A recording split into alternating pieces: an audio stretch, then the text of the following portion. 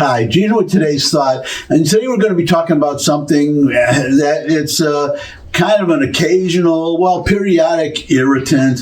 It really bothers me. Well, it bothers me because, we all know that Biden lies about, now I don't know if it's dementia, I'll give him a little slack here, but he keeps repeating things that are demonstrably not true. And the one that really gets my goat is the one about inflation. Well, not just him, but Karine Jean-Pierre, the worst press secretary in my memory, that's for sure.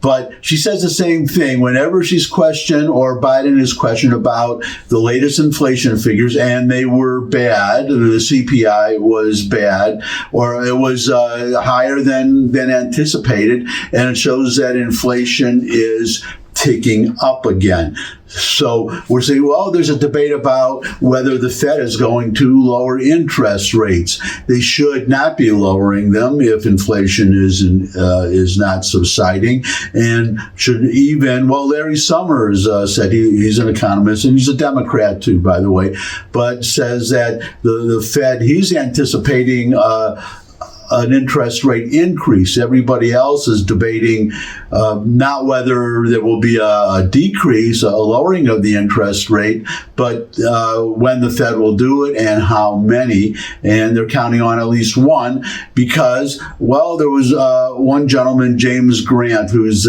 kind of the expert on interest rates. He publishes a newsletter, the Grant Interest Rate Observer, something like that. He's the go-to authority, and he says that the Federal Reserve is highly politicized, that they favor Democrats, and that the Jerome Powell, the head of the Fed, chairman of the Fed, may lower interest rates to help Biden win, regardless of what the inflation numbers say should be done. And add to that another little fact here. Donald Trump was interviewed, and he was asked, Maria Bartiromo interviewed him and asked him, if you win the election, will you reappoint Chairman Powell when his term comes up? And he said no. He would not. So there's a personal, somebody should ask him. Powell does every month, he does, or whenever the Fed, the Fed Open Market Committee meets and decides what they're going to do with interest rates. He takes questions afterwards. He makes a statement and he takes questions from the press, and someone should ask him. Donald Trump has said that if he's elected, he will not reappoint you. Will this will this affect what you do with interest rates? Will you lower, the implication is, will you lower interest rates to help Biden win so that you, Jerome Powell, can be reappointed? So that's a legitimate question. But whenever Biden is asked about this, Biden or his horrible press secretary is asked about inflation, whenever the inflation figures come out and they are not good, and they are getting more not good, his stock answer is, when we came into the let's say inflation was 9%, and now it's only 3.5. It's close to 4, I think, now on an annual basis. But he'll say when we came into office, it was terrible. Inflation was high, and we brought it down. And that, he said this very often, he and his press secretary, and that is a flat-out lie. It is a flat-out lie. And the press, not all the press, the Fox News doesn't let him get away with it, but the rest of the media, they seem to be letting him get away with it. There was the Washington Post, their fact checkers awarded him, I think, an endless, that was at bottomless Pinocchios, or endless Pinocchios, but I think that was for claiming to have lowered the deficit and to have created 10 million jobs or 14 million or whatever he says, when it's actually more like 3 or 4 million. And the remainder is just jobs that came back after the country was shut down over COVID. Anyways, what I have here today, I'm going to show you, I'll put this up in a minute.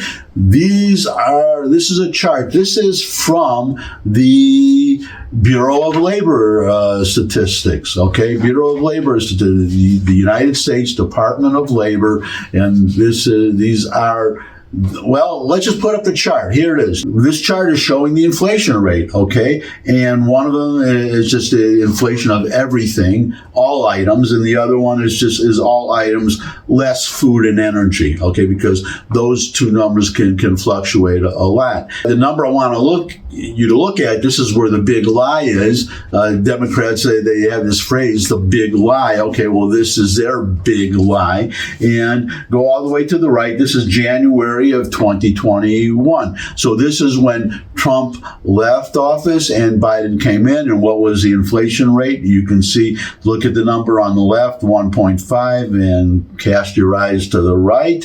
And there you go, just below 1.5. The actual number is 1.4. So the inflation rate when Trump left office was 1.4%, well below the Fed's target, by the way, of 2%, 1.4%. So whenever Biden or his horrible press secretary, and I don't know how she does it, she does this all the time, where she'll be challenged, usually by Peter Doocy of Fox News, but others sometimes, and about a bad number, or let's say about immigration, and she'll say how horrible immigration was when Biden came into office, the number of unlawful aliens coming over the border. With Biden, he's worked hard and he's brought it down, and that's false, okay? That's also false. When Trump came into office, after the steps, the executive orders that he took, the rate of unlawful aliens flooding into this country was the lowest it had been in 45 years. That's the number, but if somebody wants me to, I'll do a whole thought on that. But today, again, we're talking about inflation. It was 1.4%. You just saw the number from the Bureau of Labor Statistics, from the Department of Labor, our Department of Labor. And that's my thought for today. Thanks for stopping by. If you could subscribe, that would really be great. If you have any comments, they're welcome below the video. Share this video with anyone you think would benefit from it, especially that chart for all your liberal friends who are talking about how horrible. You can think what you want about Donald Trump, but as far as the economy, as far as economics, Trump is one of the best presidents we've had in my lifetime.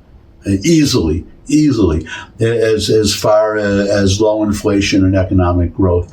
And and the narrowing of the gap between rich and poor. Democrats are always talking about that. Black unemployment, very, very low. The gap between black unemployment and white unemployment, that has also narrowed.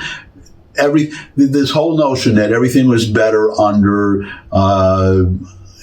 was worse under Trump and is now better under Biden, it's just hogwash, except that you don't have the mean tweets from Joe Biden, the number of them that you had from Donald Trump. But he's got Truth Social now, so he's not tweeting at all, or whatever they call it now that it's X.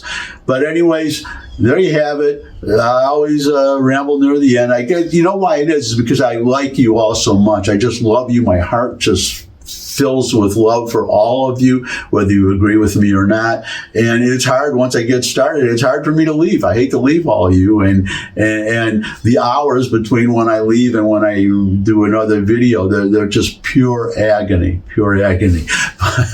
Okay, thanks for stopping by. As I said, if you could subscribe, really, yada yada yada. I would love to see all of you again. And until I do see all of you again, bye.